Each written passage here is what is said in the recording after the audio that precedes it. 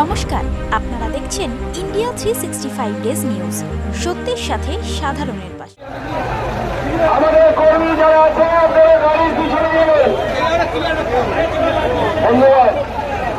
দক্ষিণ কলকাতা লোকসভা কেন্দ্রের তৃণমূল কংগ্রেসের প্রার্থী মমতা ব্যানার্জির আশীর্বাদ ধন্য প্রার্থী